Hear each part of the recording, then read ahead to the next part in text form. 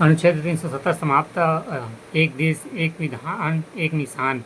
5 अगस्त 2019 को एनडीए सरकार ने भारतीय संविधान के अनुच्छेद 370 खंड 1 को छोड़कर हटा दिया। अब जम्मू कश्मीर एक केंद्र शासित प्रदेश हो गया है, जिसमें दिल्ली, पांडुचेरी जैसे विधानसभाएं होगी। लद्दाख को एक अलग केंद्र शासित प्रदेश बना दिया गया है, लेकिन इसमें विधानसभा नहीं होगा। अनुच्छेद 370 तीन भागों में बटा हुआ है। सरकार ने इसके पहले भाग का प्रयोग करते हुए शेष दोनों प्रावधानों को हटा दिया है। 370 एक जम्मू कश्मीर की सरकार से सलाह करके राष्ट्रपति आदेश द्वारा संविधान के विभिन्न अनुच्छेदों को जम्मू और कश्मीर पर लागू कर सकते हैं। 370 दो सरकार को संवैधानिक सभा की सहमति से निर्धारित नियमों पर स्वीकृति का निर्णय एवं विधानसभा करेगा। 370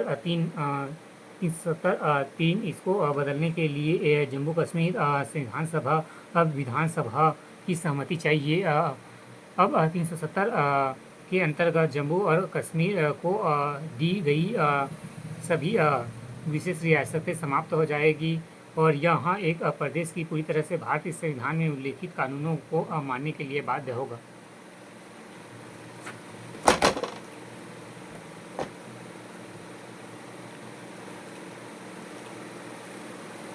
राष्ट्रपति द्वारा क्षमा दान के प्रकार क्षमा दोषी को दोषी दिया गया दंड पूरी तरह से समाप्त हो जाता है।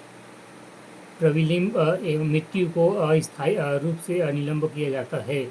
लघुकरण बड़े दंड को छोटा करना, जैसे कि कठोर कारावास को असाधारण कारावास में बदलना। विराम किसी विशेष कारण से दंड की मात्रा को कम कर दिया जाता है।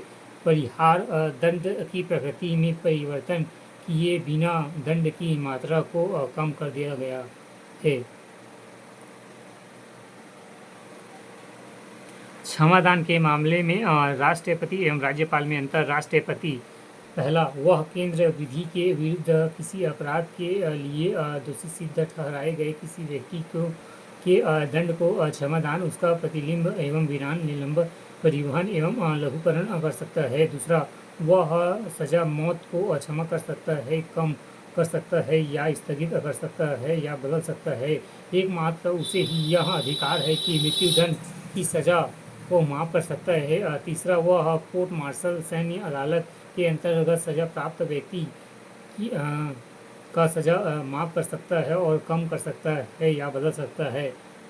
दूसरा, राज्यपाल पहला, वह राज्य विधि के अंतर्गत किसी अपराध में सजा प्राप्त व्यक्ति को क्षमादान कर सकता है या दंड को स्थगित कर सकता है। दूसरा, वह मृत्युदंड की सजा को माफ़ नहीं कर सकता, चाहे किसी को राज्य विधि के अंतर्गत मौत की सज़ा मिली भी हो तो वह उसे राज्यपाल इसे स्थगित कर सकता है, पुनर्विचार के लिए कह सकता है।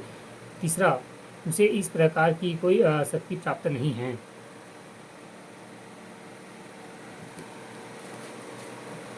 राष्ट्रपति द्वारा शपथ का प्रतिज्ञान।